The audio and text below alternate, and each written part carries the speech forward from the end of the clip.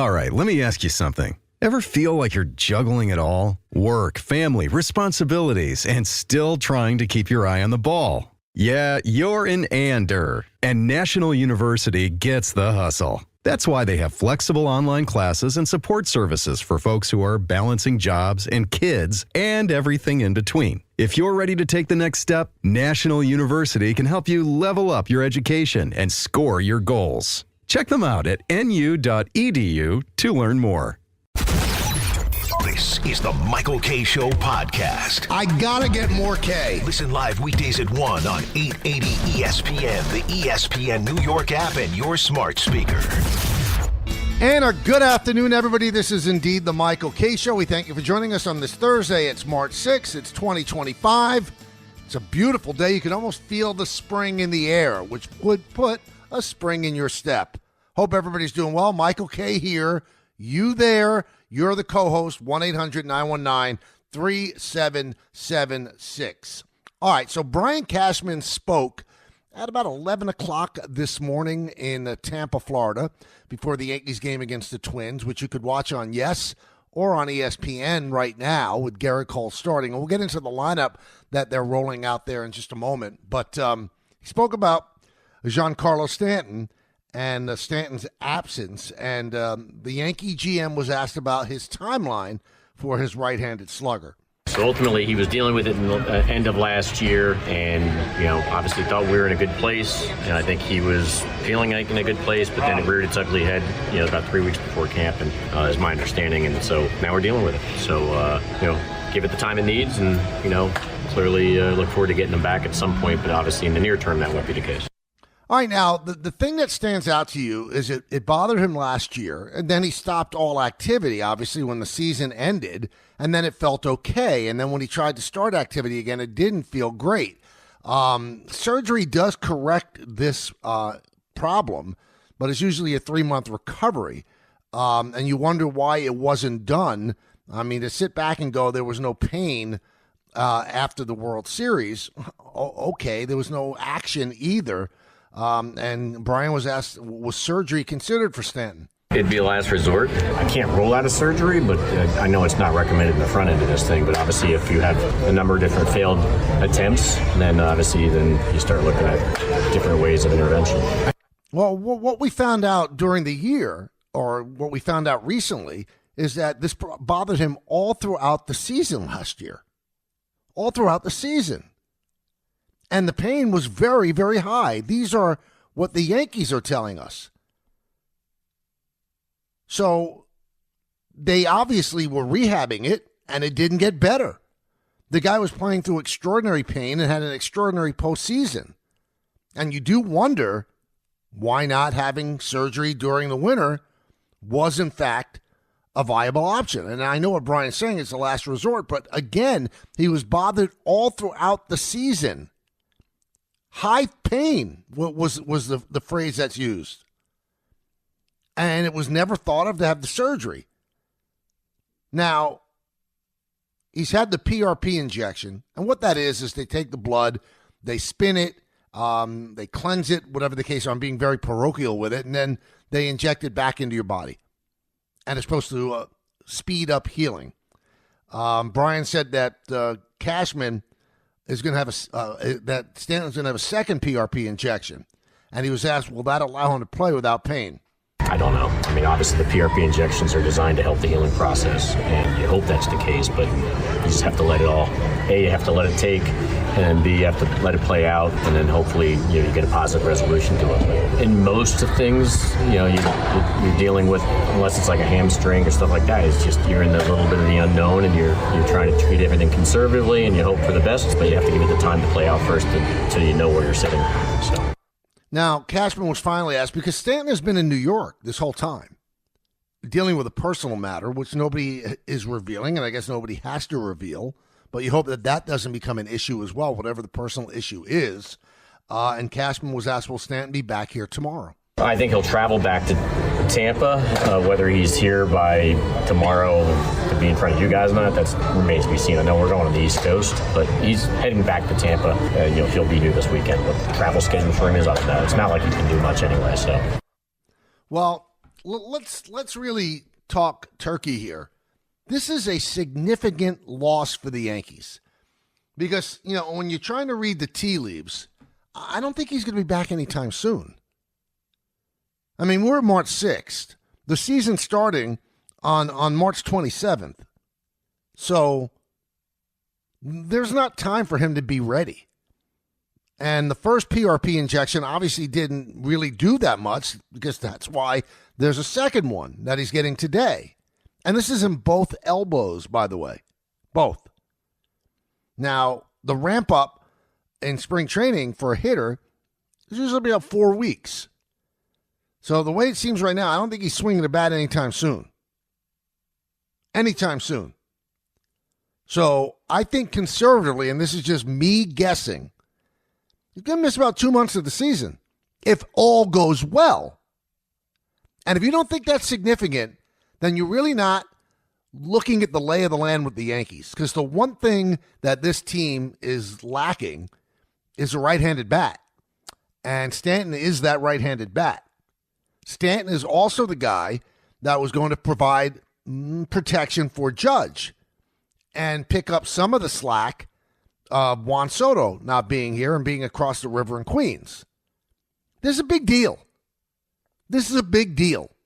And the Yankees are kind of caught betwixt and between when it comes to Stanton because if you go out, and I'm just throwing this name out there, you go out there and get J.D. Martinez, and then Stanton comes back middle of May, end of May.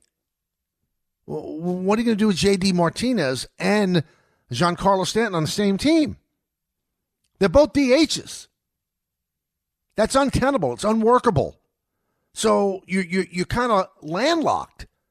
What do? You can't have them both. So the ideal thing is to pick up a big-time right-handed hitter who also can play the field. Is that guy Nolan Arenado? I have no idea. Again, I'm not quite sure they're going to go there. I'm not quite sure that the Cardinals would pick up enough of the salary for them to go there. And I don't even know if that's the true answer because I don't know if Nolan Arenado is going to be a kind of damage guy that Stanton is going to be. You always, when you try to handicap the Yankees, and Stanton's a part of the team, what you try to do is you try to figure out, well, when is he going to miss time? How long is it going to be? And so what you do is you think that Giancarlo is going to suffer at some point a lower body muscle injury, hamstring, quad, calf, something like that. It happens every year. He's had one injury-free year, essentially, with the Yankees. That was his first one in 2018. I think he played 158 games. Can you imagine? So you kind of plug that in somewhere in the middle of the season. And maybe you can absorb it better at that time because you could get the lay of the land. This is right smack dab in the beginning of the season. And once you get through this, if you get through this, he's still going to suffer that lower body injury, isn't he? You're looking at a season now that if somebody said to you, over under 90 games played, you're going under. Because if he misses 2 months, and you essentially give a team about 30 games a month, I mean, that's rounding up. So let's say 25 a month. So he's going to miss 50 right at the start. Right at the start, missing 50. That's before the annual lower body injury. You can't just slough this off if you're the Yankees or if you're a Yankee fan. And that's why I said this a couple of weeks back. And I'm a Giancarlo Stanton fan. I don't know, in my time covering sports in New York, which is over 40 years now, that I've ever seen a guy handle what New York is about better than Giancarlo. He's been booed, never strikes at the fans, never says the wrong thing. When he gets booed, he says, I'd boo too. I understand why they boo. He does everything right when it comes to that. But if you could undo this trade, it's become an albatross for the Yankees. It was not a good trade in retrospect. Now, we can't sit here and be geniuses and try to be smarter than Brian Cashman and say that we, too, would not have made that deal. Because the player that was acquired had just hit 59 home runs and won the MVP. Of course you make that deal. Of course you do. But if you could have a do-over, you don't. And I know what everybody's sitting there thinking as they're either listening on their app or on 880. They're thinking, well, look how great he is in the postseason. Yeah, he is. Have they won a title with him? As great as he's been. Now, it hasn't been, they have not won they haven't not won a title because of him. And he's given them a chance to win a title, but they haven't. That's why Giancarlo Stanton has been a net loss for them. It's tied up money that could have been spent elsewhere. It's tied up the DH spot because he's a one-dimensional player. He's not the player they acquired. That's why you can't rip the Yankees for acquiring him. It was a steal at the time. Try to bring yourself back to that time and go, wow, they got the reigning National League MVP who just hit 59 home runs. How could you not do it? This was an outfielder. He didn't DH. There was no DH in the National League. This was a player, a physical specimen.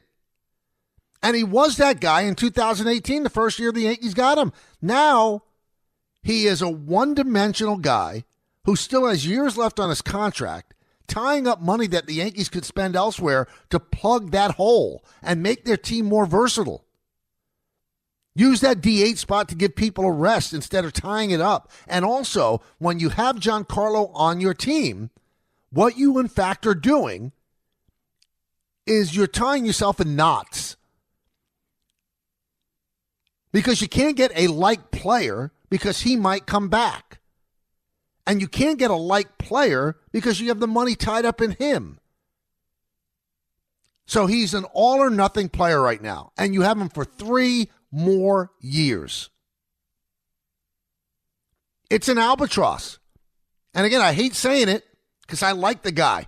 He's a gentleman. And when he's healthy, he's still a force. But he can't run. He can't play the field. He just can't. That's why you'll never hear me rip him doing games on yes when he's jogging to first base. He cannot run. It's not that he chooses not to run. He can't run. His body doesn't allow him to. So he can't play the field and he can't run. He's a base-to-base guy. He does damage. When he impacts the baseball, he does damage. But for anybody to sit back and go, this is not a big deal, it's a big deal. A team that's short on right-handed power, right, has now lost its big right-handed hitter.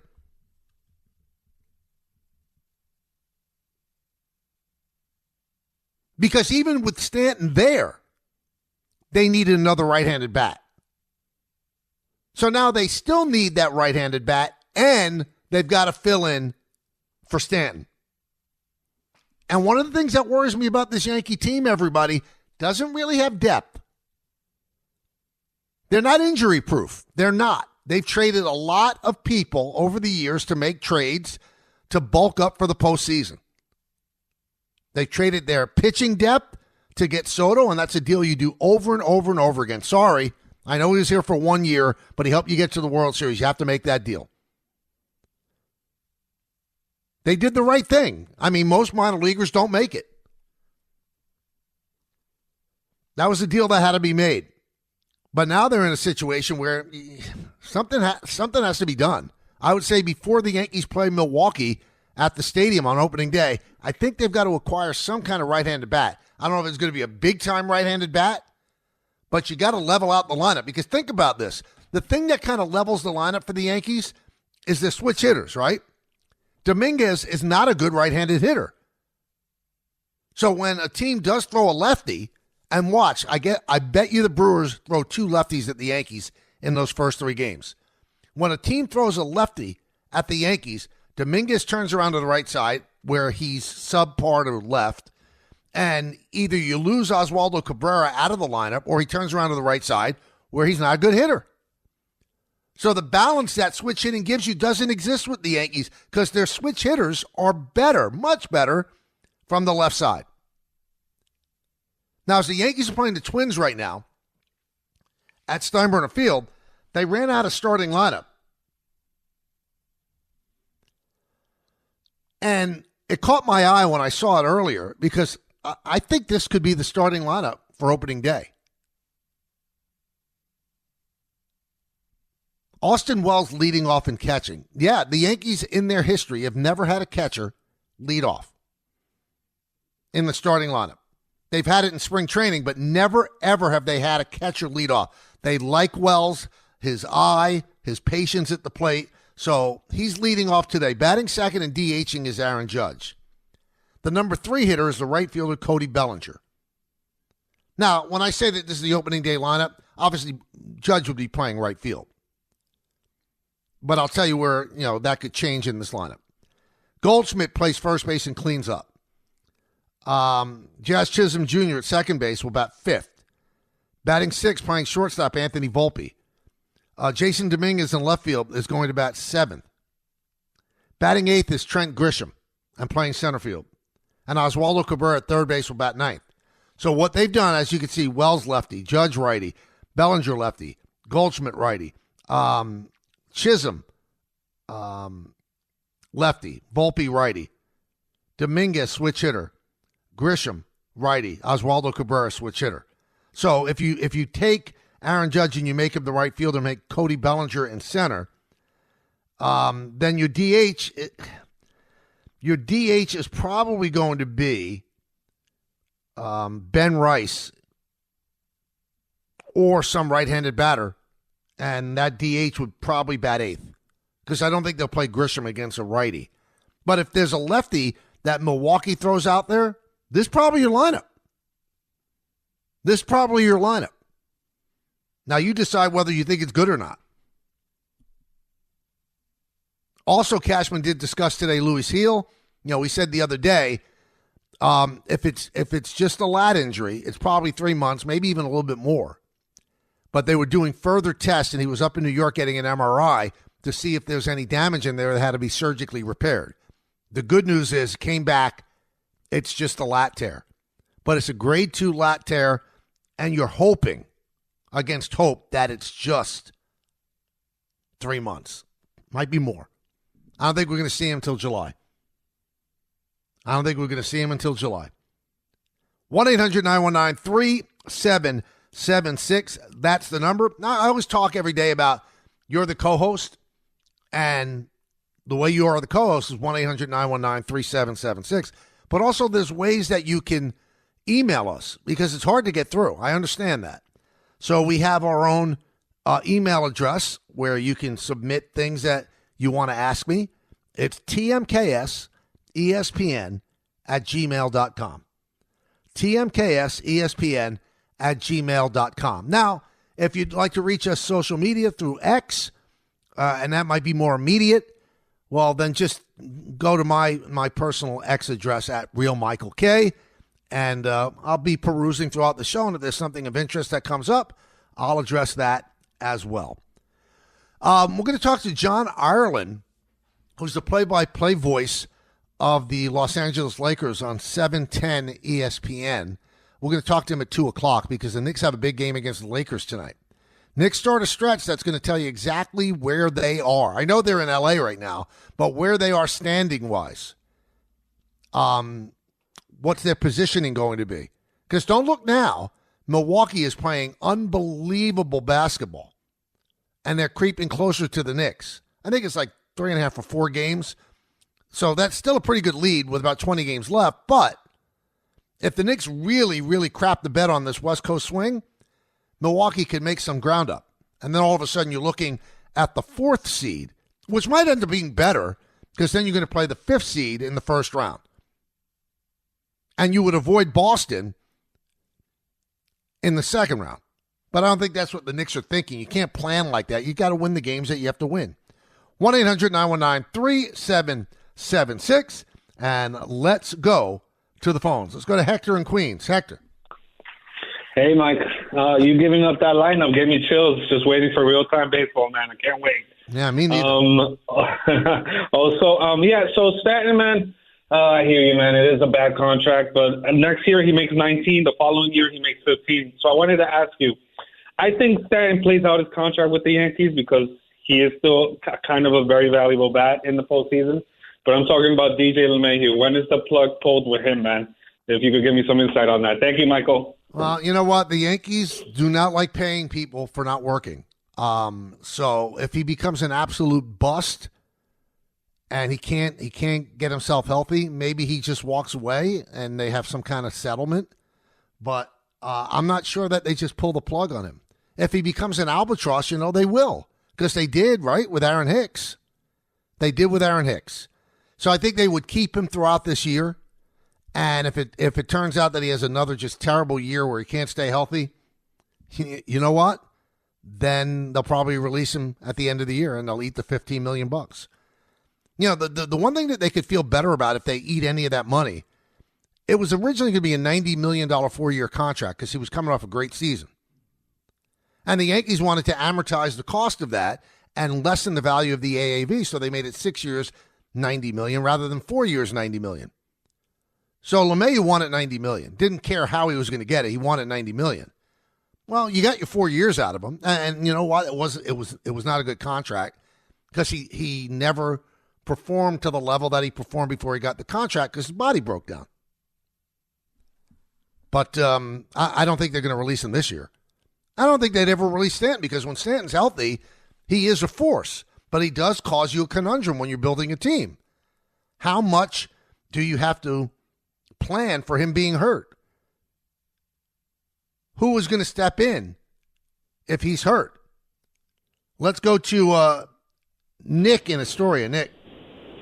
Hi, Michael. How are you? You're amazing. Thank you, man. I'm good. How you doing? I'm okay. Just wanted to say again, I think I'm disappointed with Cashman because if he wasn't willing to trade Heel for Kyle Tucker, look what's up now. Heel is hurt. Kyle Tucker's a really good player. And I'm very upset with the Yankees. I mean, their offseason was pretty good. I still think Boston had a better offseason, and of course the Dodgers. But like you always say, if you're over the salary cap by $2 million or $5 million, they never go for it. Like, we still need a third baseman. I feel like, and we have no bench. I feel like we're still in the middle. I don't know if we're going to even make the playoffs this year. They'll make the playoffs, Nick. But let me ask you this question, Nick. It wasn't just Heel. They also wanted George Lombard Jr. Would you have given up this guy who everybody thinks is going to be an absolute star? Because they got burned once before making a deal for a guy for 1 year. So Tucker's on the last year of his deal. So it looks good now. It looks good now because Heel got hurt. Well, why don't we deal Heel? But would you have felt comfortable if you dealt the reigning Rookie of the Year and George Lombard Jr.? I would have, because also in the past we over put our prospects like really high and we get burned, like with Andujar, with I forgot the redhead's name, the outfielder. He was supposed to be Frazier. Frazier. We sometimes we hold on to our prospects too long, and then they're duds. I think if you have to go for it, I'd rather take Kyle Tucker. He's young. He's a step below. A notch below Soto, and I don't think the contract would have been as big. And Soto, was a big risk, but we did make the World Series. But you knew Soto was all about the money. I don't think Kyle Tucker's like Soto. Let's put that. I'm not sure I can sign off on that, Nick. I think all players, want the most money. So Kyle Tucker is going to get a lot of money because if we're talking about Vlad Guerrero Jr., right? Where, he might get $500 million. I'm sorry. Kyle Tucker Jr. is a better player than Vlad. A more complete player.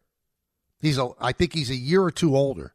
Yankees could get Kyle Tucker Jr. if the Cubs stub their toe and maybe they trade him because the Cubs don't spend a lot of money. Yankees do.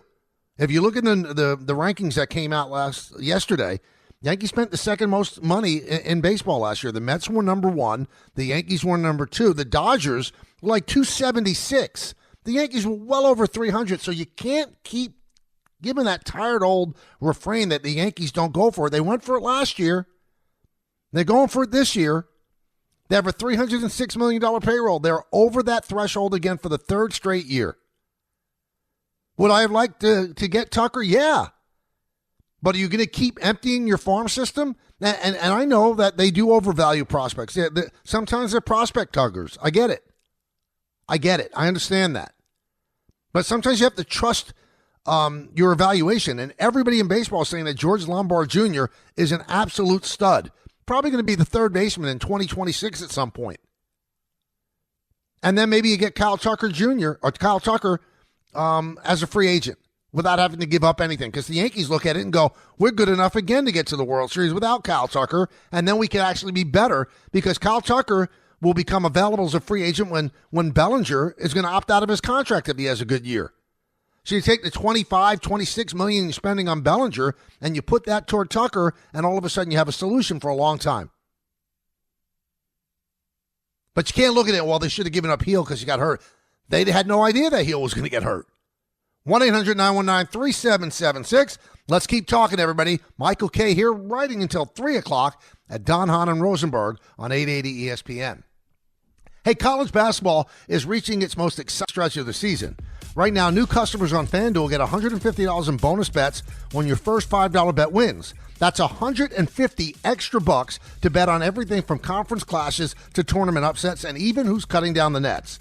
Like what you see in the Swamp? Well, go with the Gators. Maybe you want to ride the Red Storm. You like Blue Bloods? Take Duke. If you've been waiting to join FanDuel, there's no better time. The app is easy to use, and when you win, you'll get paid instantly. So visit FanDuel.com/K and get in on the college hoops action before March takes over. 21 plus and physically present in New York. First online real money wager only. $5 first deposit required. Bonus issued as non-withdrawable bonus bets, which expire 7 days after receipt. Restrictions apply. See terms at sportsbook.fanduel.com. For help with a gambling problem, call 1-877-8-HOPE-NY or text HOPE-NY 467-369. When you think about businesses that are selling through the roof, like Aloe or Allbirds or Skims, sure, you think about a great product, a cool brand, and brilliant marketing. But an often overlooked secret is actually the businesses behind the business making selling, and for shoppers, buying, simple. For millions of businesses, that business is Shopify. Nobody does selling better than Shopify, home of the #1 checkout on the planet. And the not-so-secret secret with Shop Pay that boosts conversions up to 50%. Meaning way less carts going abandoned and way more sales going. So if you're into growing your business, your commerce platform better be ready to sell wherever your customers are scrolling or strolling. On the web, in your store, in their feed, and everywhere in between. The secret's out. Businesses that want to grow, grow with Shopify. Upgrade your business and get the same checkout Untuckit uses. Sign up for your $1 per month trial period at shopify.com/network. All lowercase. Go to shopify.com/network to upgrade your selling today. Shopify.com/network. Get in the zone, AutoZone. Welcome to the A to Z savings event at AutoZone. Yeah, happy to be here. Can I get some rotors? Would you like brake pads with that? How much are the brake pads? Free with the rotors. Free. Really? Really, free. Okay, I also need some oil. Would you like an oil filter with that? Yeah, how much is that? Free with 5 quarts of oil. Free? Really? Really, free. It's part of the A to Z savings event. You might as well call it A to free. At AutoZone. Get in the zone, AutoZone. Restrictions apply. This is a mini meditation guided by Bombas. Repeat after me. I'm comfy, comfy. I'm cozy, cozy. I have 0 blisters on my toes, blisters. And that's because I wear Bombas, the softest socks, underwear, and t-shirts that give back. 1 purchased equals 1 donated. Now go to bombas.com/ESPNpod and use code ESPNpod for 20% off your first purchase. That's BOMBAS.com/ESPNpod and use code ESPNpod. Thanks for listening to the Michael K. Show podcast. He's been here a long time, and he's going to be here even longer. Catch the show on demand whenever you want. Just subscribe to us wherever you get your podcasts. You know, when Cashman spoke with the media, he also addressed the DJ LeMahieu situation, and Brian said, quote, rest and recover. He's going to be down for a period of time. And on the Yankees plan at third base, this is what Brian said, Booney will play with what he's got, either an individual or merge, or he'll multiplayer it. So the Yankees are electing to go into the season with a huge question mark at third base. That's a huge question mark. Now, I don't think there's any alarming need right now to make a move at this moment, let it play out. See if Oswaldo Cabrera takes that next step. See if Oswald Peraza could be a good platoon partner and hit against lefties. Let that breathe. Give it some runway. But after a month and a half, if they're hitting in the 100s, well, then you got to pull the trigger and you got to make a move. You can't get through a season with no production from third base. You just can't. Now, I know they're expecting a big bump offensively from Volpe and from Wells.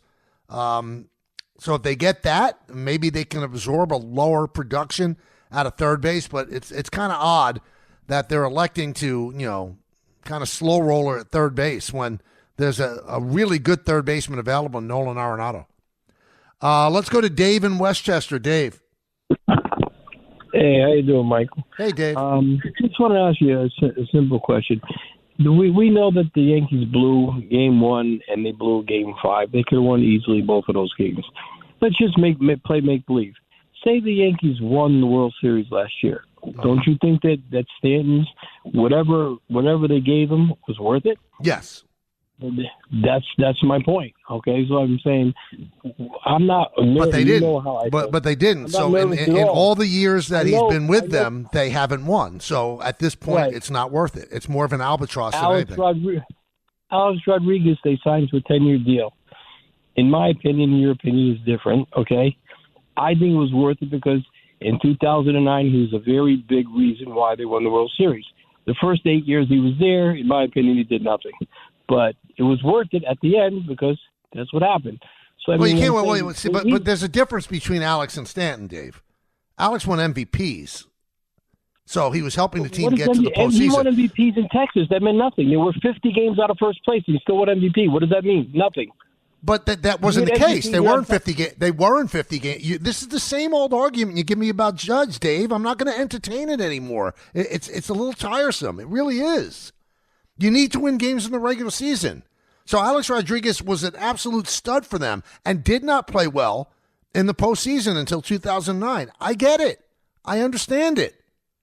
And getting that one championship, which I think is one of the most important championships that the Yankees have ever won, moving into a new stadium, breaking any kind of narrative that, leaving the old stadium and the old real estate was a curse. They got that out of the way right away. They christened the new stadium with a championship. It was gigantic. So whatever they paid Alex Rodriguez, he led them to that 2009 title. So yes, that made it worth it. That was absolutely making it worth it. But if they never win anything with Giancarlo Stanton, then the contract's not worth it. Then the trade was not worth it. It's just not. So you're saying that they could have won last year, and I'm saying they blew Game 1, they blew Game 5. I get it, but they lost. They lost the World Series. The conversation and the narrative ends if he helps lead them to a World Series. But the difference between A-Rod and Stanton, A-Rod was a really good third baseman. He could run the bases. He could do everything that a good player could do. Giancarlo Stanton, since he got traded for, is an absolutely one-dimensional player. He can just DH and hit. That's it. He can't run. He can't play the field. He can't stay healthy. Can't. Now, Alex got hurt after the championship, had the hip injury, and obviously we know about the year suspension, which was terrible, but they got that one championship out of that contract. That made it worthwhile. Like if the Mets win one championship, I believe, with Juan Soto, because of Juan Soto, worth the 15 years. I mean, if you really want to say, if they win, they should win two in the 15 years. But if they get one, and if they get one right away, like in the first 2 years, it's worth whatever they paid him.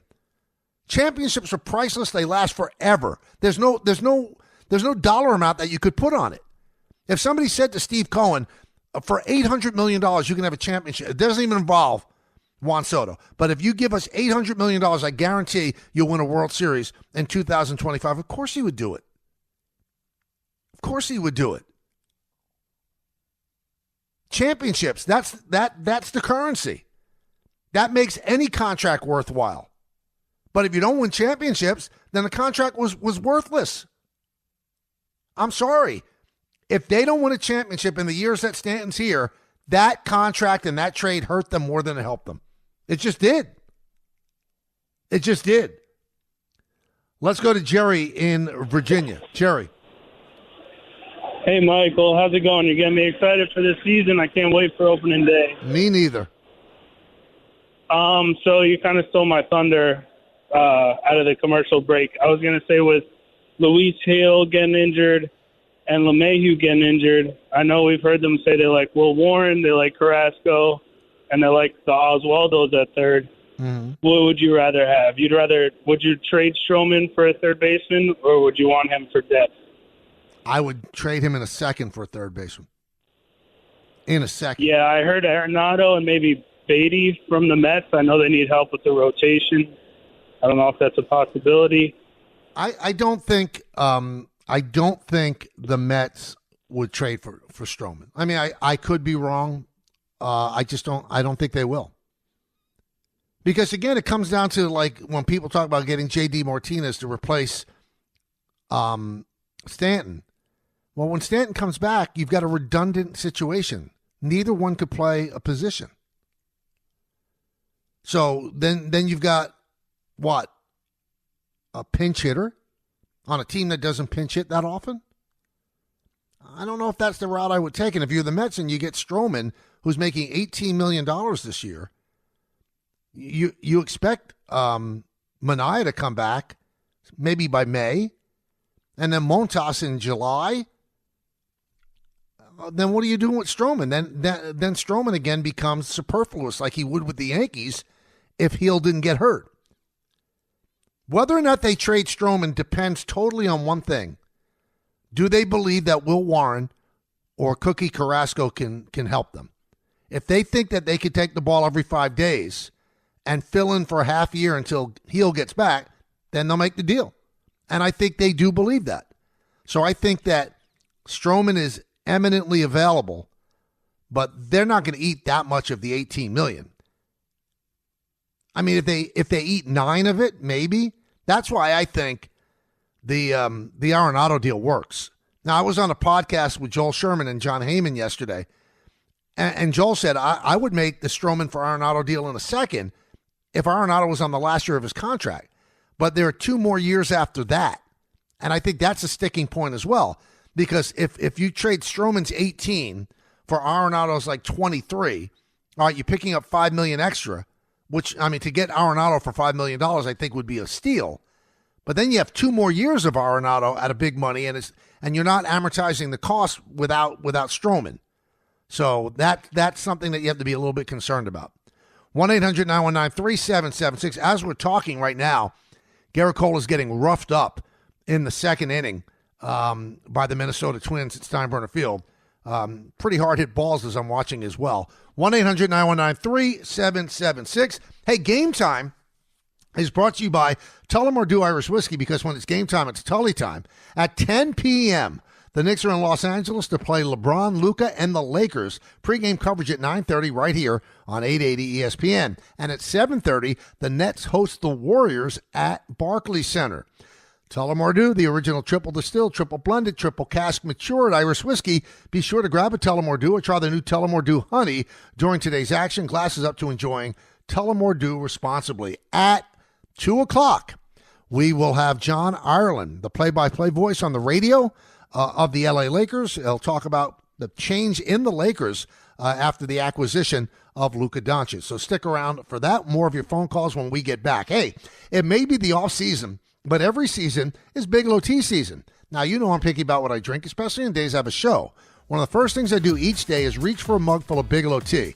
I love the different flavor options, and it's perfect for someone who makes his living behind a microphone. Want to know what keeps me going? Look no further than my cup of Bigelow Tea next to me in the studio. So grab a mug full of your favorite Bigelow Tea and tea proudly. Bigelow Tea, the official hot tea of the New York Yankees. As the number and severity of third-party breaches continue to rise, companies are increasingly vigilant, not just about how they handle their own data, but how their vendors do as well. For security and compliance leaders, this means more security reviews are coming across your desk every day, and valuable time is being wasted on manual security reviews. With Vanta Questionnaire Automation, security and compliance teams can complete security reviews up to 5 times faster, giving you time back to focus on running your security and compliance programs.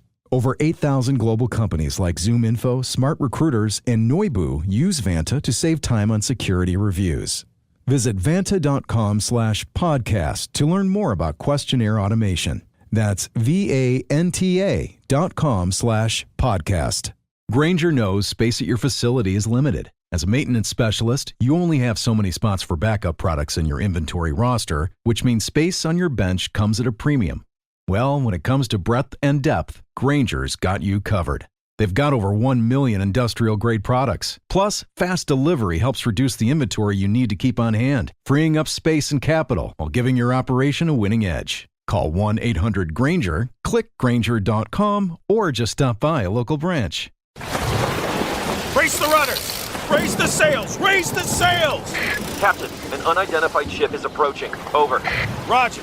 Wait, is that an enterprise sales solution? Reach sales professionals, not professional sailors. With LinkedIn ads, you can target the right people by industry, job title, and more. We'll even give you a $100 credit on your next campaign.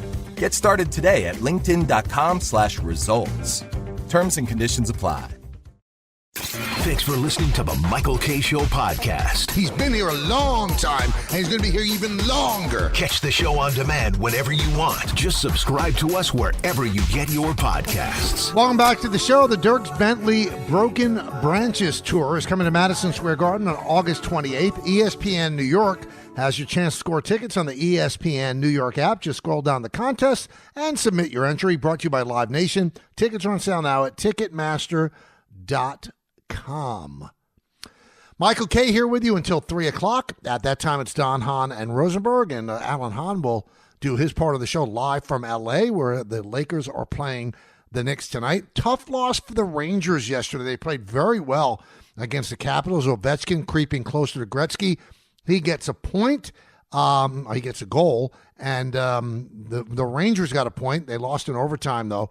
Right down to the end of the 5-minute overtime, they end up giving up a goal. So rather than 2 points, they get 1. So again, they fall out of a playoff spot by just a couple of percentage points. But that was a nice game that they played. They just couldn't finish it off. The trade deadline is tomorrow. It's going to be interesting to see what the Islanders do and the Devils as well, especially with Jack Hughes out for the season after the shoulder injury. That's a big blow for them. But we'll see what Chris Drury does as well as the Rangers approach the trade deadline. So that was the last game they had before the trade deadline. I'm really intrigued to see what Lamoriello does with the Islanders because they haven't shown like they're going to make a run. They're not so far out of it that you don't think they have a chance, but they're out of it, and there's a lot of teams to jump over. So do you trade your free agents to be? I'm going to keep a close eye on that as we come on the trade deadline tomorrow. Let's go to Alex in Midtown. Alex, what's up? Hey, Michael, how are you? Good to talk with you. Nice to have you on. What's up? You're so right. Going back to that 2017 offseason, there's no way you don't make that trade for Stanton. Not only coming off his season, that was Judge's rookie year where he hit 52 home runs. Yep. So it was easy to daydream, right, about these two guys hitting 100 home runs every year. But what frustrates me the most with it is it effectively took any pursuit of Bryce Harper away from us. And that's one that when I watch Bryce Harper, man, it's just so hard to think what could have been if there was any hope of him becoming a Yankee. You know, and I think he wanted to be a Yankee, Alex. The thing that confuses me about the Harper situation, it's like the Yankees never even entertained it. Because at that time, even before they got Stanton, they were saying, well, we've got a lot of outfielders coming up through the system, and there was nobody that was Bryce Harper. And Bryce Harper was made to play at Yankee Stadium. I mean, his father was a huge Mickey Mantle fan, and it didn't seem like they entertained it at all. Maybe it was that Cashman was handcuffed and told not to add that kind of salary. But if you look at the contract that he signed now, Alex, I mean, he makes like $24 million a year. Yeah. So it's a bargain. I mean, look at what Soto makes, look at what Judge makes, and it's a bargain. So, yeah, that's a miss that they can regret. And one day I'm going to sit down, I hope privately, with Brian and get you an answer and go, why not Harper? Why not a guy who looked like he'd be the perfect fit for the Yankees, the perfect New York Yankee? Born to be a Yankee, bred to be a Yankee, the swing, perfect for Yankee Stadium. And he's got the grit and the grime where he's just beloved in Philly. So he would have been beloved as a Yankee. Would have been a Yankee. It would have been in Monument Park. But, again, it didn't happen, and you just have to move on. But that definitely is one that you scratch your head over. Let's go to Ernie in Butler. Ernie. How you doing, Michael? Good. What's up, buddy? Son, good to talk to you. Love the new show. Much better without the two other guys. Much more interesting. Just want to talk to you about a couple points. You keep talking about Nolan Arenado, right? Third base. I would love him. Cashman's not going to take on that money. But do you think there's any way that they will not eat, but they will pay out the Mayhew's contract, sort of the Bobby Bonilla way, but not quite that dreadfully? Just let him release him and pay off his money. The other point is you're talking about J.D. Martinez. I'm not a huge J.D. guy. He was a Red Sox. I don't like the Red Sox or the Yankees. If you can get him for $3 million plus incentives for a couple months, he does all right. He hits 10, 12 home runs. And if Stanton comes back, release him. I don't see what the big problem. I know they're in the luxury tax, but just want to see what you had to say about that. Well, and, if you could get JD, Ernie, for $3 million, then I would roll the dice on that, because that would be a nice fill-in situation until Stanton gets back. And then worst comes to worst, you could pinch hit him off the bench, although that's a limited bench. You have two guys that can't play the field. I mean, J.D. Martinez in emergency could play the field, but he's not a fielder anymore, and Stanton just simply can't do it. But I don't think J.D. Martinez would sign for $3 million. Now, as for DJ LeMahieu, he's owed $30 million. So I don't think that he's going to lessen the value of the contract by taking it over a period of 20 years like Bobby Bonilla. If you release him, you got to pay him $30 million. So I don't think that they would release him this year. I think they would kick the can down the road.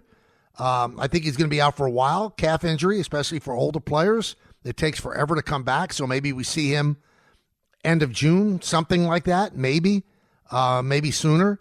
And then they give him some run at third base, or maybe just make him the guy that he was supposed to be when they got him, just play him all over the place. And if he can't play, then I think next year they would entertain probably just letting him go. But when you have guys that are constantly hurt, it does hamstring you, no pun intended, although it should be because it's brilliant. It hamstrings the way you build the team, because you almost have to put that into the batter when you're putting together a 26-man roster. Okay, DJ's going to get hurt. This is how many games we think he's going to miss. Stanton, of course, is going to get hurt. And Brian said the quiet part out loud a couple of years ago, and that got Stanton and his agent upset. But you've got to put that into the batter. Okay, we have got Stanton, but we probably going to lose him for 50 games because of an injury. Now I think it's going to be more, because you don't actually bake it into the batter that he's going to have elbow problems. You think of the lower body. So when you have players that are always hurt, how do you build a team? How can you rely on them? That's what really makes it difficult. That's why I say the Stanton contract is an albatross, because they're locked into him for 3 more years, and you can't depend on him to be a player for you for 140 games. You almost have to look at him. He's a player for 100 games. Anything more, and we'll be thrilled. Listen up, New York soccer fans. The 2025 MLS season, it's here, and New York City FC kicks off its 10th anniversary season at home against Orlando. So be there on Saturday, March 8th, as New York City FC takes the field to celebrate a decade of soccer in the 5 boroughs, with special appearances from club alumni and a gate giveaway for the first 5,000 fans. Enter for your chance to win free tickets at ESPNNewYork.com or on the ESPN New York app. Just find the contest tab and submit your entry. Don't miss out. Secure your seats now at Ticketmaster.com/NYC. FC. We told you Knicks, Lakers tonight. We'll get the Lakers perspective from the Lakers play-by-play guy, John Ireland.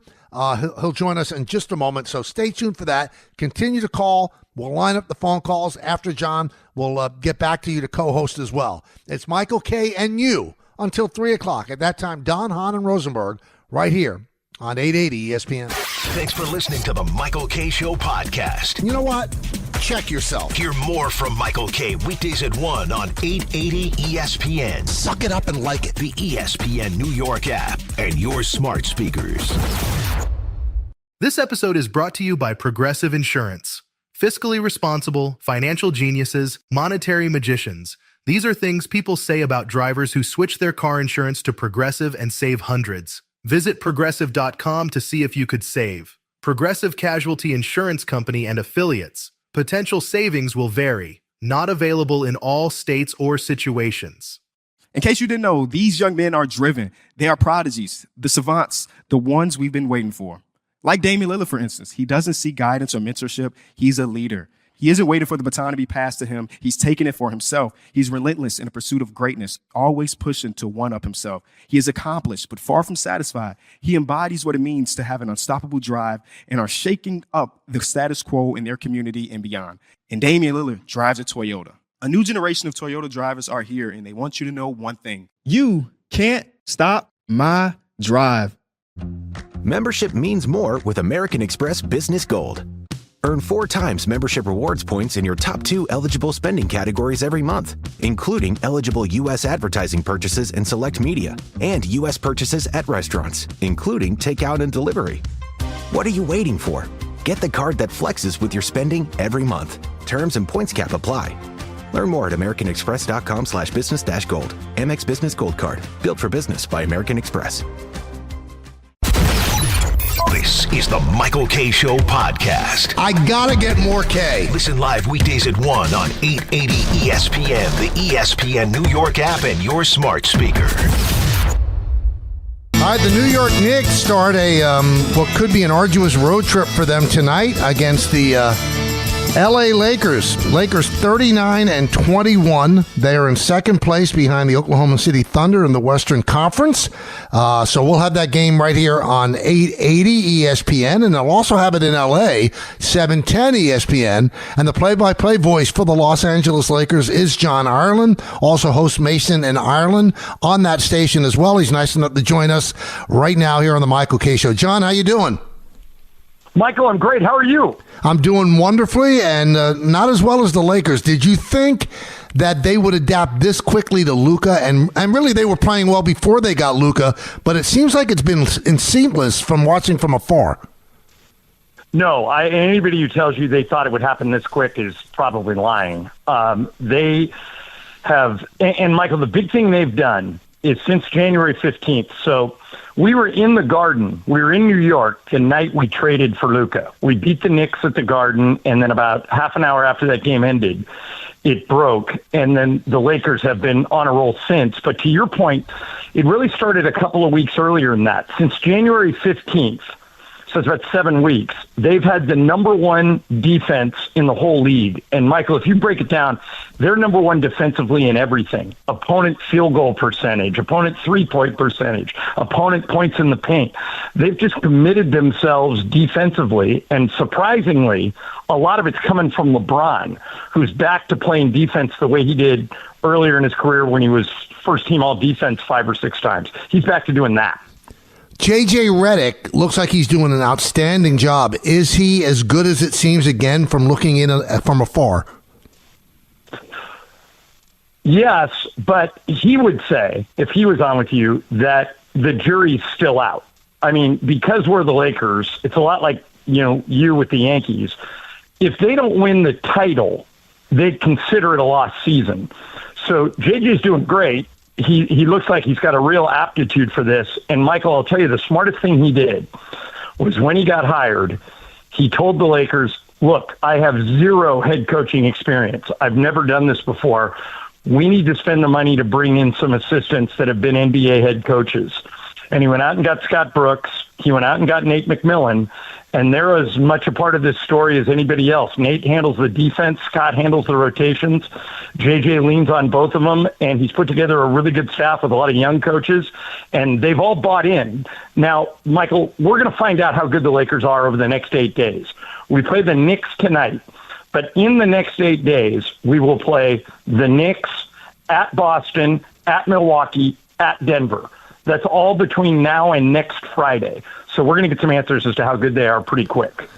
Jeannie Buss was quoted the other day, John, as saying that Anthony Davis wasn't happy. He wasn't happy playing center. He wanted them to acquire a center, so it was probably the best move to move him. Was that the feeling that he was not happy when the trade was made? I never got that from him. I'm around him a lot, and I think what he was doing, what AD was doing, was suggesting that when they won the title, the bubble title in 2020, he played the power forward spot. And they had Dwight Howard and JaVale McGee kind of take over the center minutes. And he was lobbying to get back to that. But to Jeannie's point, we have run into Denver the last 2 years in the playoffs, Michael, and we've lost 8 out of 9. Mm-hmm. So I think the Lakers looked at that and they said, if we were close, then maybe this LeBron AD thing, we should go back to the well one more time. Well, we beat the Nuggets once in the last 2 years in the playoffs. And so I think that kind of helped them make the decision that they should try something else.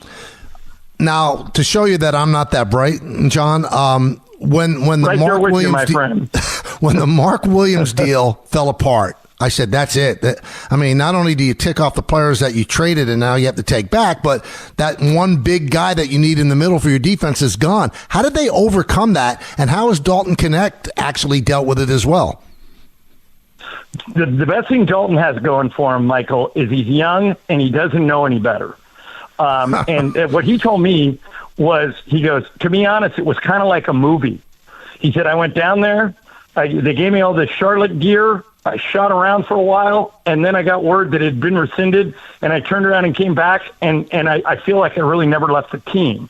So Dalton is fine. Your other question's a really good one. How have they gotten better defensively after trading Anthony Davis? And what they've kind of done, Jackson Hayes is playing center. He's a little skinny, but he's doing a really good job, and it's easy to play center when LeBron and Luka are throwing you lobs on offense. But on defense, Michael, they went out and got Dorian Finney-Smith. Jared Vanderbilt got healthy. And when you watch tonight against the Knicks, if they keep doing what they've been doing, they are just locking people up. 7 out of their last 8 opponents have scored 102 points or less. When we won in the Garden, Karl Anthony Towns went 3 for 12. And we won that game without Anthony Davis. So the whole team is playing defense. You aren't stupid when you said, well, they didn't get Mark Williams. They traded Anthony Davis. They don't have any size. I think most people drew that conclusion. But what nobody saw coming was LeBron was going to recommit to defense. Finney-Smith and Vanderbilt are both defense-first guys. And you'll see it tonight. The Lakers are going to blitz Brunson. They're going to blitz Towns. And my guess is if the Knicks are going to win this game, somebody else has got to beat them. Somebody else has got to get hot. We'll see. But that's kind of the way it's been going. They've been taking the other team's best player off the board and make somebody else beat you. Now, I know you've got your tentacles all over the place. Did the Luka deal come as a total surprise to you, or were you hearing whispers of it? Is there something more than total? No, I knew nothing. Michael, I was, and you've been in this boat with your Yankees stuff. I was riding on the bus with Max Christie, complimenting him on how well he played against the Knicks. And he was genuinely excited with how well the Lakers were playing. And by the time I put my key to my whole hotel room door, Max was traded along with AD. When I say nobody knew, Michael, I've got people high up at the Lakers, top level executives that didn't know. They kept this to a very tight circle. And I think part of it was that Nico Harrison and Rob Pelinka have a long relationship. Nico used to run Nike basketball. Kobe was his biggest client. Rob was Kobe's agent. So those two have had each other on speed dial forever. And I think they both told each other, look, if it leaks out that we're thinking about moving Luka and moving Anthony Davis, both of our teams could crumble. So let's keep it quiet. And they somehow were able to do it. Instead, Dallas crumbles. So how has Luka been with the Lakers? I mean, has he been easy to be around? And do you believe that being around LeBron will give him an extra dedication to being in physical shape? That's what the Lakers were hoping. But what's weird, Michael, is it's kind of been the reverse. LeBron has been freed up. Like, we thought, we'll get Luka around LeBron, and he'll develop LeBron's work ethic, and he'll be in the gym every day. What has happened is there was a game last week, Michael, where LeBron normally plays the first 5 minutes of the third quarter. They sit him for 2 or 3 minutes and then bring him back. They took him out 4 minutes into the third quarter and left him on the bench for the rest of the third. They haven't done that all season. Luka was hot. He carried the team. When LeBron came back out in the fourth, he played the whole fourth, went 7 for 9, 3 for 3 from 3 with 2 steals. He's the best player on the court, and he's 40. So what has happened, maybe Luka eventually LeBron's work ethic will rub off on him, but so far, Luka has kind of freed up LeBron. He's made LeBron a number 2, which he's never been in his whole life, like even going back to high school, and LeBron's relishing in it. And that's why they've kind of got lightning in a bottle. And they're very fun to watch. And like I said, we're going to find out how good they are really in the next 2 games, tonight against the Knicks. And the Knicks, by the way, have a half-game better record than we do. A lot of people are talking about how the Knicks have been struggling. They've actually, if we were in the same division, the Knicks would be ahead. So I think tonight's going to be a good game, and then Saturday is kind of the regular season Super Bowl, Lakers at Celtics. Do you believe that Luka has a chip on his shoulder? Is he playing like that? Is he ticked off that the Mavericks traded him? Watch him tonight. He's so mad, Michael, that he takes it out on the other teams. Like he was staring down the Clippers. We beat the Clippers twice over the weekend, on Friday and again on Sunday, and he was making baskets and staring at Ty Lue and yelling at him. Ty Lue didn't do anything. Luka is on a revenge tour, and I'm sure you've been this way. Like when you're doing Yankee games, and Aaron Judge goes on one of those runs, and you run out of adjectives to describe how good he's playing. That's kind of what I've been doing with the Lakers over the past week and a half. I'm running out of ways to describe how much fun Luka's having, how much he's been helpful. And I do this, kind of a little bit reserved because, again, of that schedule I talked about, that now they're moving up in class for the next 8 days. We're talking with John Ireland, the play-by-play voice for the Lakers on the ESPN 710 in L.A. Lakers against the Knicks tonight. Now, the big question about the Luka deal, the only way that it could be a bad deal for the Lakers, John, is if Luka doesn't re-up with them. Do you think there's any chance that doesn't happen? Does he have wandering eyes for other teams? I'll say I never say never because this trade surprised me out of the blue. They do have to get him signed. But, Michael, this has been – you talk about a honeymoon. I mean, Luka can't walk down the street in L.A. without people throwing roses at his feet. I mean, this guy is as popular. The Laker fans think we have the second coming of Shaq and Kobe. Now, in order to be that, you got to win titles. Shaq and Kobe won 3 in a row. But they think that the Lakers now have 2 of the top 10 players in the NBA. And like New York, LA is a star-driven town. And so now they've got 2 huge megastars. The tickets have become like Willy Wonka golden tickets. Every game is on national TV. It's turned into and so I guess this is a long way of me saying, why would he leave? I mean, everything's been perfect, but he's only been here for 5 weeks. So ask me that again next year, I might have a different answer. See, you just said something. I mean, when you think about what you said, it really is startling. You said the Lakers now have 2 of the 10 best players in the league, and one of those guys is 40. How long can this go on? Do you think he could play? Is it going to be basketball's Tom Brady? Because it doesn't seem like there's been any regression of skill. Not only, Michael, has there not been regression of skill, somebody threw up a graphic the other day that when LeBron won the MVP in Miami in 2013, and you look at all of his numbers this year in his age 40 season in year 22 are better than when he won Michael, he was the NBA's Western Conference Player of the Month for the whole month of February, and he shot 44% from 3. He's never done that. He's never been this good of a three-point shooter. His defense is great. It's like he's found the fountain of youth. So if you would ask me this question 6 weeks ago, I would have said he might have 1 year left. Now I'm kind of letting my imagination run a little bit, thinking he could be like Tom Brady. He's got a pretty good setup here. We just went and got Luka. We drafted his son, so he's going through this experience with Bronny, his son, and we're winning. So to answer your question, I wouldn't be shocked if he plays 3 or 4 more years for sure. It's amazing. And the thing that breaks down with older people is not the playing, but it's getting ready to play. And it looks like he has this intense ability to just love the grind. A lot of guys lose that loving the grind. He seems like he likes to get ready to play. Michael, this guy has a cryo chamber in his house. Oh, I do too. In his house.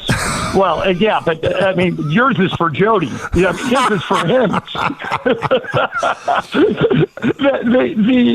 The funny thing with LeBron is, you know, it's been rumored, or people have said he spends $1 million a year on his body. This guy, Michael, has a better body than almost anyone on our team, and he's not only the oldest player on our team; he's the oldest player in the NBA. So it could be another Tom Brady situation. He's in ridiculous shape. He gets up every day at 6 a.m. He's got a Kobe-like work ethic when it comes to working out.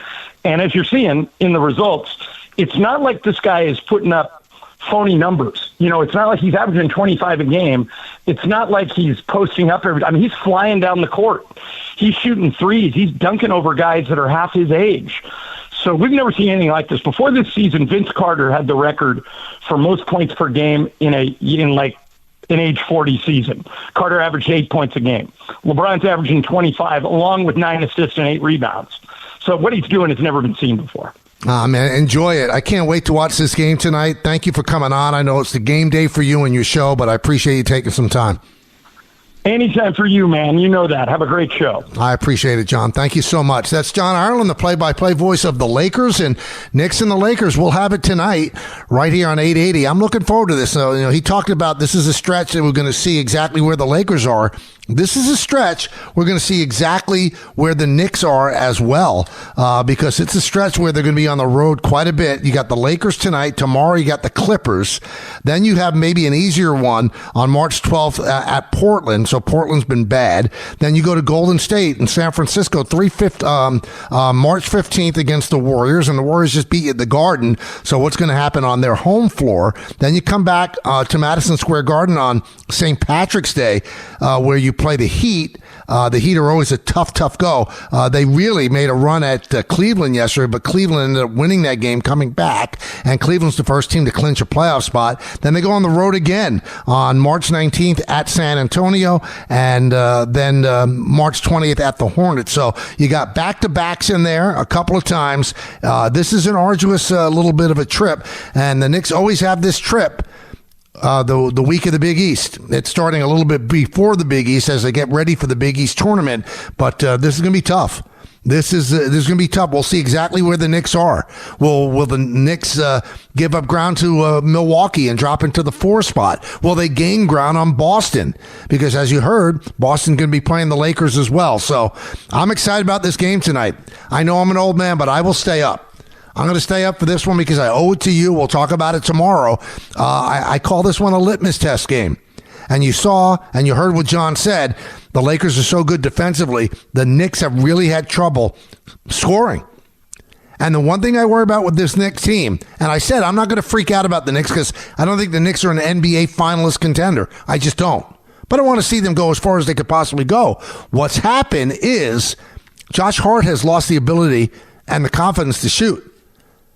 So there's no Josh Hart offensively other than he's going to give you grime, he's going to give you grit, he's going to get rebounds or go inside, but he's afraid to take three-pointers. I don't know what happened. And you can see teams sloughing off him now defensively. They're daring him to take three-pointers. I think I read a stat the other day that over the last 7 games, he's shooting like 17% from three-point land. He can't do that. He's got to be a viable option for them. And if you watch the last game the Knicks played, when they ended up losing that game at the Garden to the Warriors, Brunson's doing what he has to do. He's driving the lane. He's finding the open man. He's seeing the mismatches, and everybody was throwing up bricks. Hart, brick. OG, brick. It's just Mikal Bridges, brick. They are not helping out Brunson. You cannot allow Brunson to be your only option offensively. Now, they're expected to get back Karl Anthony Towns today, so that's important. That's a legitimate second option. But Hart's got to be able to hit threes. Because if you're going to allow the defense to slough off into the paint, it clogs things up. I know it's a three-point league, but you want to have some movement in the paint to get an easy basket every now and then. Hart has always been a guy that can bang home a three-pointer when they need it. I mean, he's not your big three-point shooter, but he's not afraid to take it. If you've been watching the Knicks lately, they are seeing that he's afraid to take the three. Something's happened, some yip or something like that. I'm not sure what it is, but he has lost the ability to take threes. 1-800-919-3776. I remind you again, Knicks Lakers tonight, and we'll have all the action here on 880. The tip-off is at 10, which means the pregame show will be at 9:30. Let's go to Mike in Trenton. Mike, talk to us, baby. Hey, can you hear me okay? Oh, yeah, perfect. Thank you. I wanted to talk about the Yankees again. I called up a couple days ago, if you remember. They need to make a move because, I'm a little bit worried about going into the season about kicking the can, like you said, on third base. We're probably going to not have Stanton for a while. Luis Hill is going to be out for a while. Like the other caller said, I don't know what she's going to want, but I would love to have a JD Martinez as an insurance policy for Giancarlo Stanton. And then I know I keep saying it, everybody keeps calling for Nolan Arenado, but he's out there. So, and you said they're already over the tax threshold limit. Yep. Why not just go over it? You got to make it. I think what it comes down to is this, Mike. I think that Hal has said to himself and probably to his people, you should be able to build a team that can get to the World Series with a $306 million payroll. So it's not like he's fighting them to get under the threshold. He doesn't care about paying the tax and obviously the other penalties as well. But that's it. He's saying 306. That should be enough. I'm not going to put any more money into this team. And a team with a $306 million payroll, think about it. They've got holes. When you have a $306 million payroll, you really shouldn't have holes. And they got holes. And a lot of those holes are because of the injury to Stanton, the injury to LeMahieu, the injury to Heel. Injuries, there's not much you could do about that. But the bottom line is this. You should have a team that has depth and has got a legitimate big leaguer at every single position with a $306 million payroll. You should. But the injuries have really, really derailed them.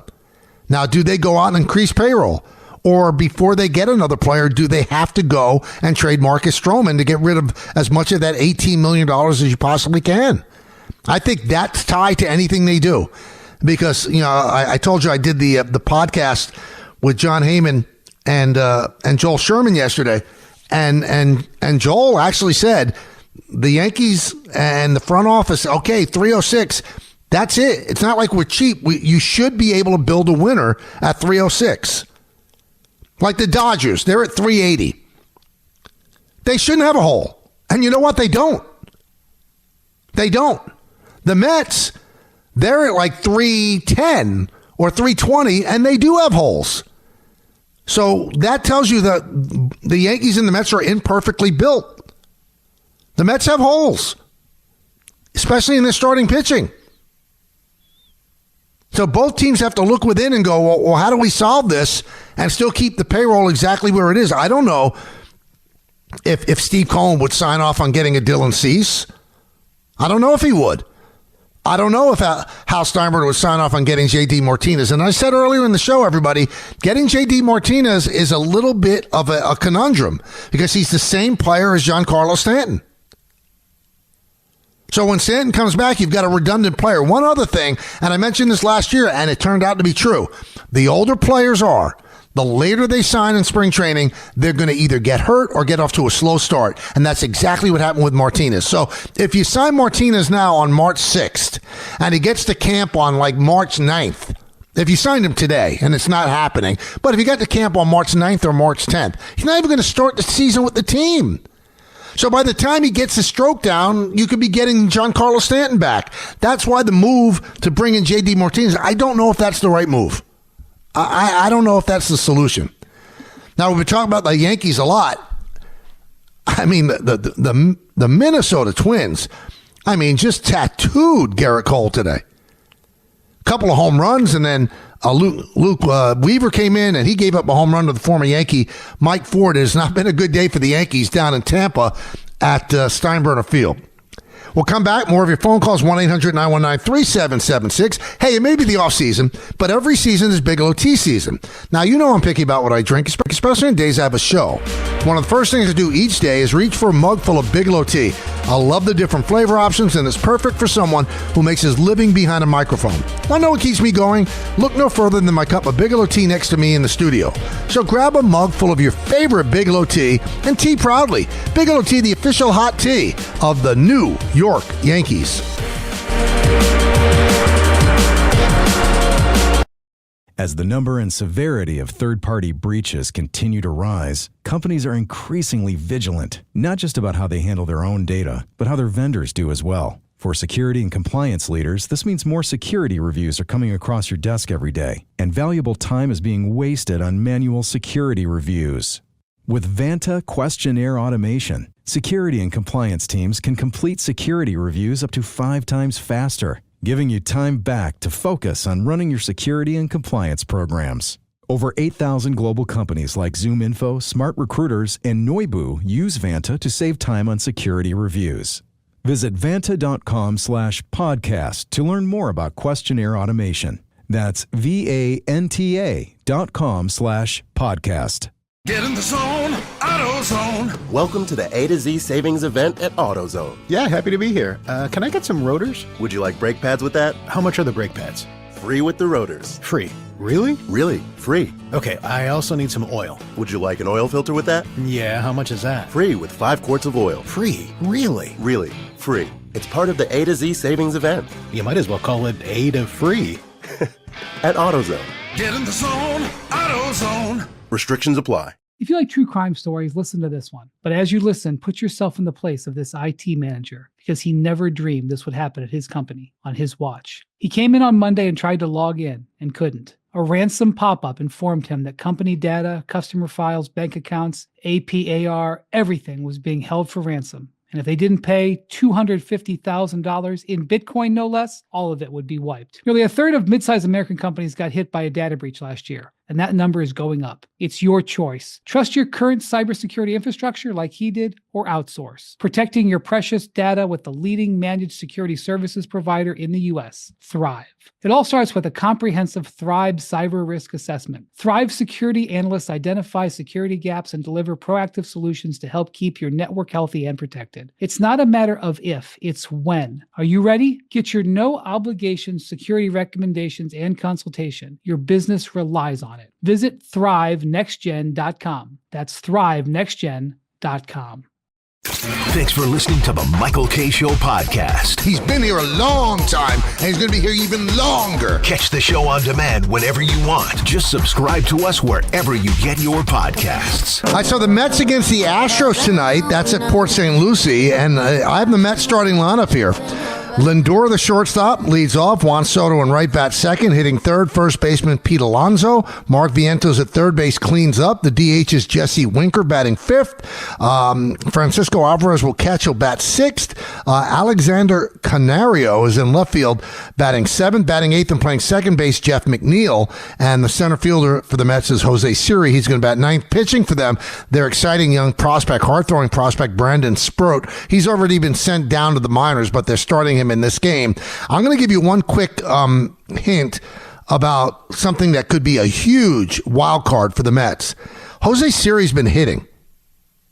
Jose Siri is an incredible defender in center field. So they made the decision to get Siri from Tampa Bay. And you always worry about making a trade with Tampa Bay because Tampa Bay's smarter than most people. But the Mets front office is pretty smart too. And they decided, okay, we're not going to bring back Bader. Bader's now with Minnesota. We'll make this trade for Siri. And Siri's a great defender, and he is. He's been hitting a little bit. If the Mets could unlock the hitter in him, because he's always had some power, that could be an unbelievable plus because they've got a good lineup the way it is. So if you got Siri batting ninth and giving you a power source and maybe not hitting under 200, that would be an unbelievable deal made by David Stearns.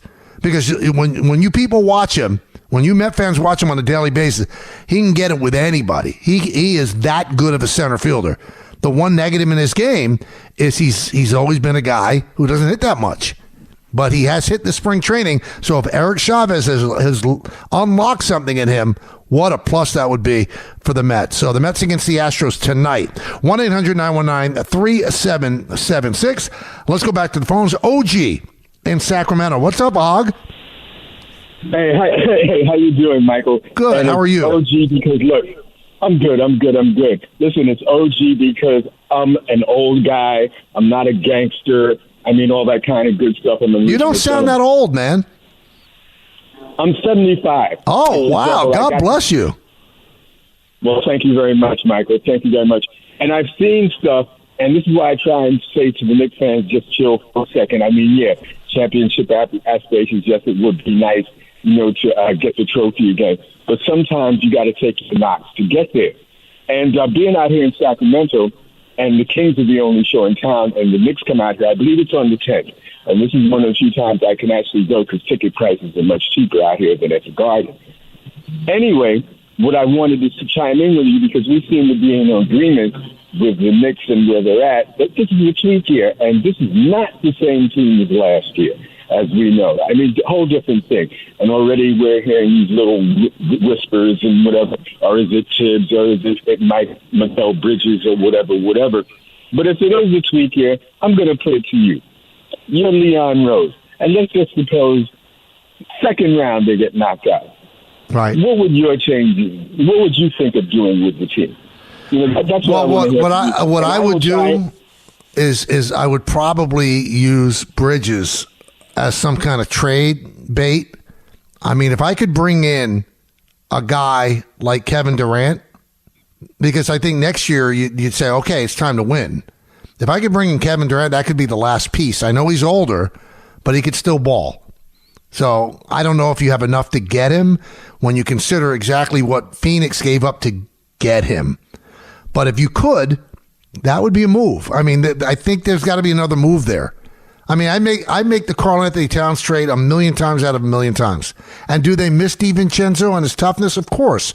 But you got to give to get. And you got yourself a transcendent three-point shooting center. Okay? So I make that trade.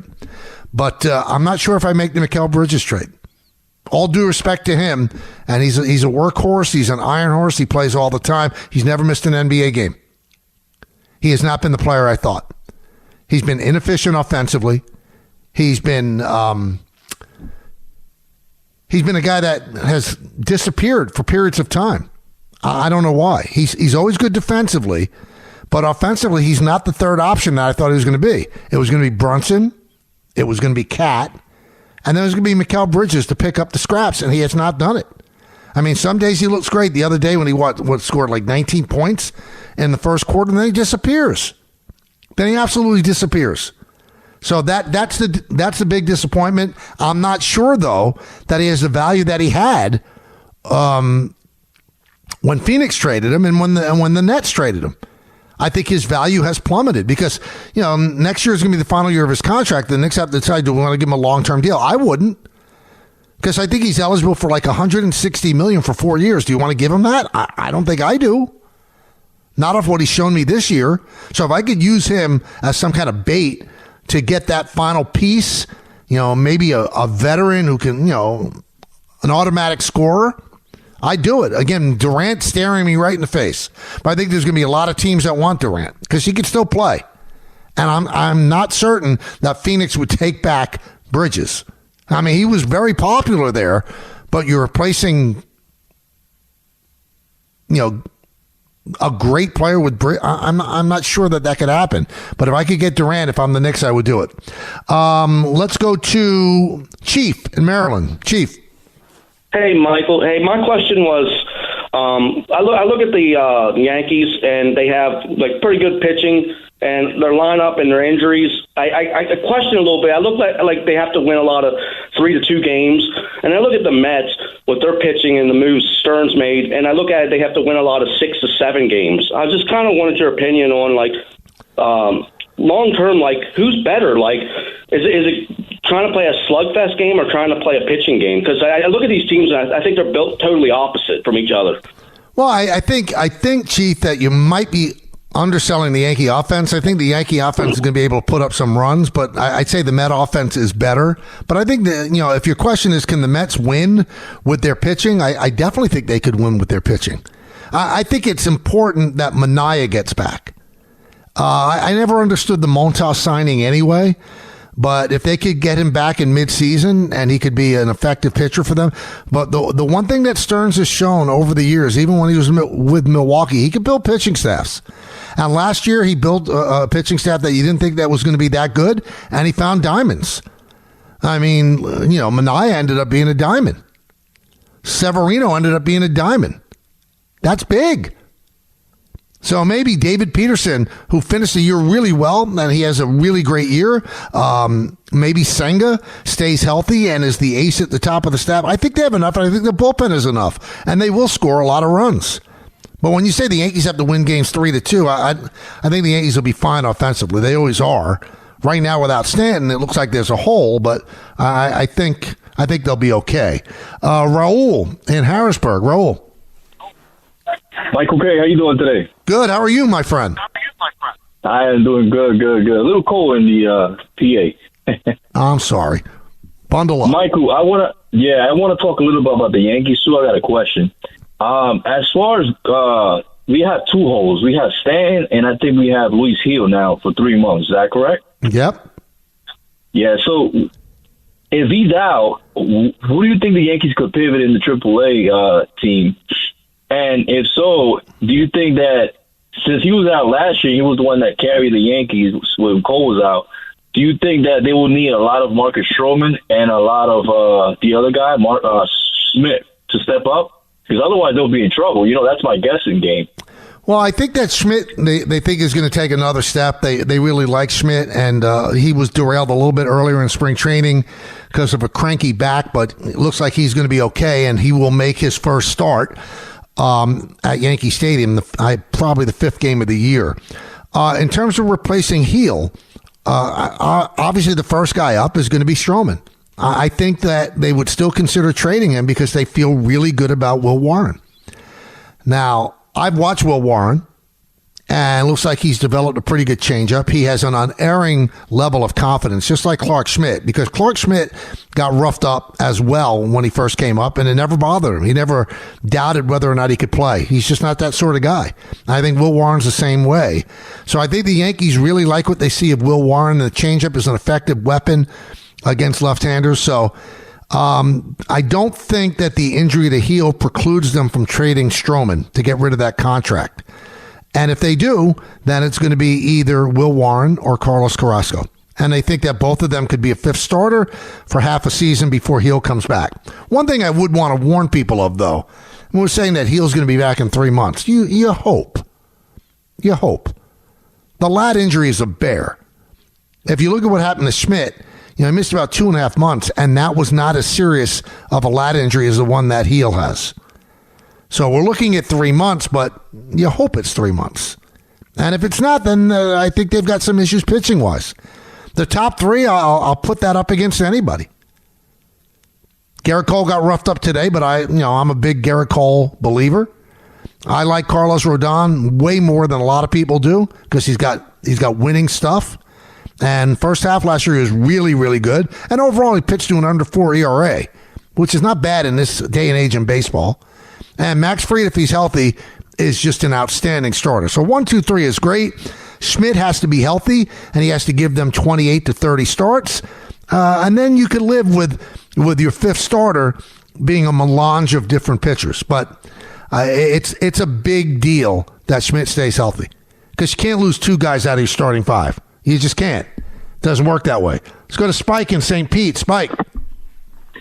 Good to talk to you, my friend. This is a wonderful time of the year. I want to put, I'm not going to put a poll on it. I'm just going to give you what I kind of smell.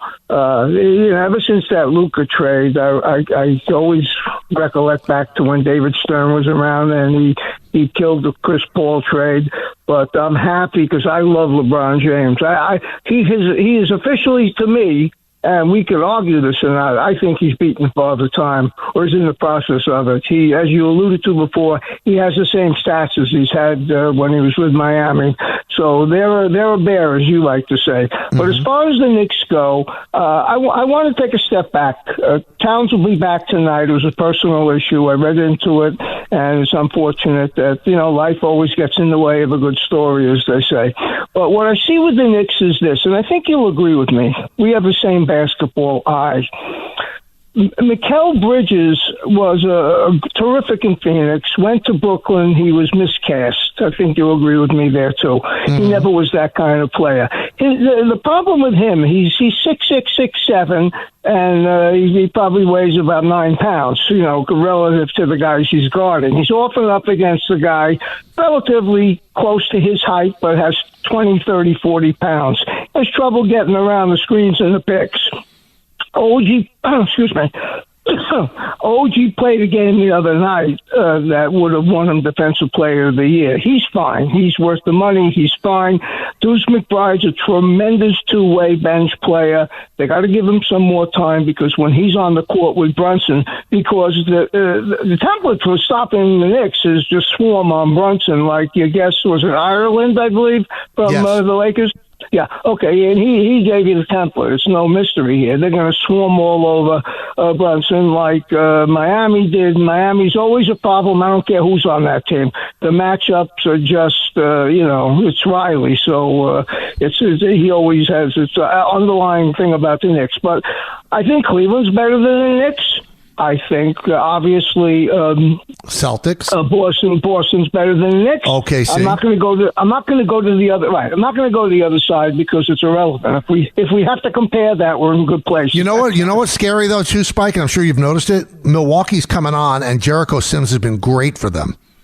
I didn't notice that. Thanks. I'm going to look into that. I knew they were coming on. I don't like their experience. I don't like their size. I was a big Rick Middleton fan, but he was waylaid by injuries. My God, he had every injury. And then when they won over there a couple of years ago, I know Giannis had the huge 50-point game and made his free throws in that final, which established him as a superstar even more. But Middleton had a very good sixth game, emblematic of what John Stockton. The thing that worries you a little bit is, the Knicks never could get Jericho Sims any run. And now he's playing about 10, 12 minutes a game for Milwaukee and playing well.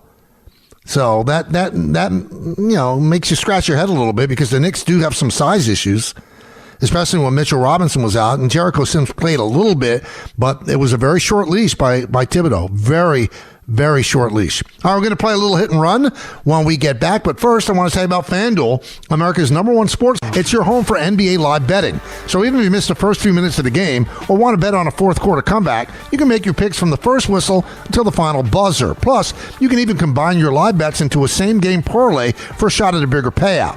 However you want to play, now's the perfect time to join.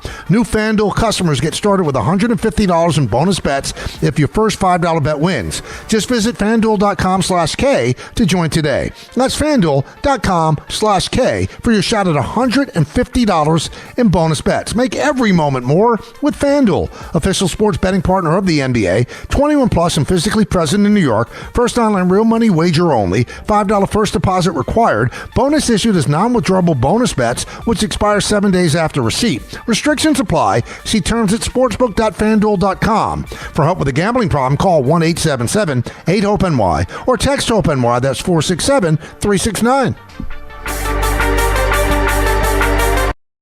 Grainger knows space at your facility is limited. As a maintenance specialist, you only have so many spots for backup products in your inventory roster, which means space on your bench comes at a premium. Well, when it comes to breadth and depth, Grainger's got you covered. They've got over 1 million industrial-grade products. Plus, fast delivery helps reduce the inventory you need to keep on hand, freeing up space and capital while giving your operation a winning edge. Call 1-800-GRANGER, click Grainger.com, or just stop by a local branch. Every idea starts with a problem. Warby Parker's was simple. Glasses are too expensive. So, they set out to change that. By designing glasses in-house and selling directly to customers, they're able to offer prescription eyewear that's expertly crafted and unexpectedly affordable. Warby Parker glasses are made from premium materials like impact-resistant polycarbonate and custom acetate. And they start at just $95, including prescription lenses. Get glasses made from the good stuff. Stop by a Warby Parker store near you. Ryan Reynolds here from Mint Mobile with a message for everyone paying big wireless way too much. Please, for the love of everything good in this world, stop. With Mint, you can get premium wireless for just $15 a month. Of course, if you enjoy overpaying, no judgments, but that's weird. Okay, one judgment. Anyway, give it a try at mintmobile.com/switch. Upfront payment of $45 for 3-month plan, equivalent to $15 per month required. Intro rate first 3 months only, then full price plan options available. Taxes and fees extra. See full terms at mintmobile.com. Thanks for listening to the Michael K. Show podcast. He's been here a long time, and he's going to be here even longer. Catch the show on demand whenever you want. Just subscribe to us wherever you get your podcasts. This is Hit and Run. Oh, yeah. You know the rules of engagement. I'll give you quick stories that are happening in the world of sports and outside and give you a quick opinion on it. First one, this is something I got from Darren Ravel on social media. So Miami baseball is playing Villanova today, and they came up with something called the Mark Light Shake. You ready? This is what the shake is. It's a Philly cheesesteak milkshake. So you have vanilla ice cream and vanilla syrup topped with a mini cheesesteak sandwich. Why would you combine a milkshake with a sandwich and a meat sandwich? I don't understand. Now, if you want to give me a milkshake and a Philly cheesesteak and I eat them separately, I could definitely do that. But to combine them and put them in the same bowl, that doesn't sound great for me. Maybe I'm wrong. Maybe you like it. I don't like it. I don't think I would eat it. I just wanted that out there in the world. All right, so you know the Texas quarterback, Quinn Ewers, right? He was being interviewed by Mike Tomlin at the combine, the Pittsburgh coach, and he asked about going to class, and he quoted Cardell Jones, who said, "We ain't come to play school. Classes are pointless." Well, first of all, I'd say to Cardell, using the phrase "we ain't come to play school," maybe you should have gone.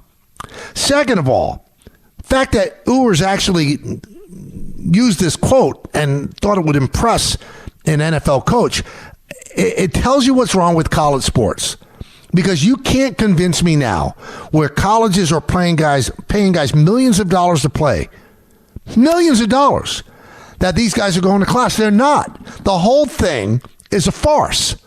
It's not college sports anymore. It's sports. It's minor league sports. You are providing a minor league for the NBA and for the NFL. That's what you're doing. So to even give us this nonsense that they're going to, why would they go to class? Most of them in the NCAA in basketball, most of them are there for 1 year and out. The only reason they go for 1 year is because they can't be drafted out of high school. Now they could go to the G League if they want, but they go 1 year because they're going to get paid more for the 1 year going to college than they would be going to the G League. So why are we even trying to kid people and saying that it's student athletes? There's no more student. They're athletes. But if I was one of these kids, though, why wouldn't you take advantage of actually going to school? Why wouldn't you take advantage of a free education that you're getting paid to do? Instead, you come up with sentences like, "We ain't come to play school." Think about that. And you're bragging about the fact. And Cardell Jones said classes are pointless. They are not pointless, because if they were pointless, you wouldn't say "we ain't come to play school." Oregon coach Dan Lanning just signed a contract extension, $11 million to coach Oregon in football through the 2030 season, $11 million a year. The buyout continues to be high at $20 million, but this is another point I'm trying to make about what we're talking about in terms of professional sports. This is professional sports. Dan Lanning's making $11 million a year. $11 million a year. So how could you even think that this is all, so true, and it's not the Ivy Leagues. It's not. Let's just call it what it is. It's professional sports, and let's move on from there. This was interesting to me. The Bucks have a cream-colored jersey that they have not worn in years. So Joe Pompliano on social media tells us why. You know why? Because the NBA won't allow them to wear the cream-colored jersey. And you know why they won't? I'm going to tell you. Because it interferes with the digital ads that show up on TV broadcast. And I guess the cream color just messes up these ads that they can't show them on the court. There you have it. That's the kind of information that you get on Hit and Run. I'm glad we can do it. Now we'll finish up with some phone calls. 1-800-919-3776. Let's go to Lang in Connecticut. Lang. Yeah, hi, Michael. I think about the Knicks and their lack of defensive identity this season compared to last. They're on pace this year to win only 3 more games if they keep this winning percentage at 66% than last year, at 53 games compared to 50. Mm-hmm. And, yeah, we got some big, sexy names this year, but at what expense? I think the Knicks, when I look at success in the playoffs, it comes down to defense. When I look at Tibbs as a coach, he's a defensive-oriented coach. Mm-hmm. And they don't have that, and they're losing games. They're losing 50-50 balls that they typically secure. And I don't see them advancing, even if the Celtics weren't in their way, or the Cavs. They lack, losing guys like DiVincenzo and Hartenstein. Hartenstein, the stat I read, 36-5 with him in the lineup in OKC. Right? Oh, he's tremendous. They wanted him back, yeah. They just couldn't get him. I mean, the basic agreement wouldn't allow them to make a competitive offer.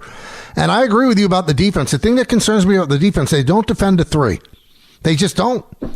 That's been an issue for them all year. They do not defend the 3. And in this league, you have to defend the 3 or you're going to lose. And they're not hitting the 3 with regularity either. And we said this earlier. We're going to watch tonight. You watch J.J. Redick is going to dare Josh Hart to take 3-point shots. They won't even guard him outside the 3-point line. And Hart has shown almost a fear about taking 3-point shots. And I gave the stat earlier. I think over the last 7 to 10 games, shooting like 17% from 3-point line. That you can't do that. Jalen Brunson doesn't have anywhere to go other than Karl Anthony Towns. There's no offensive threat. OG at times can be that guy, but he's somewhat limited because he doesn't have the consistency that you need out of a great scorer.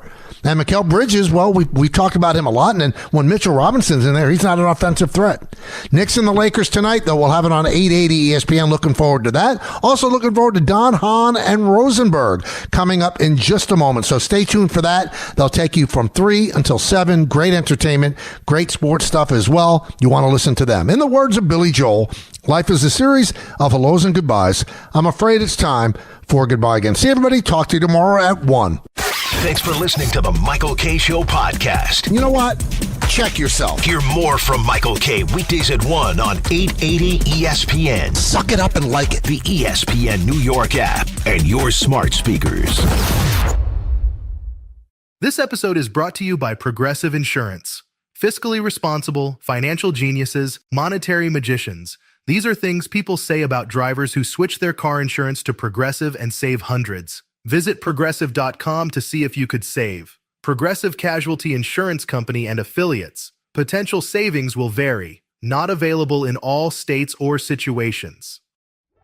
Are you ready to build your company's dream team? Just like in sports, finding skilled players is essential for success. With Robert Half's winning combination of specialized recruiting professionals and award-winning AI, we'll help you find the MVPs and key role players who will have you hanging banners in the rafters. Because in business, it's all about having the experienced team on your side. At Robert Half, we know talent. Visit roberthalf.com today.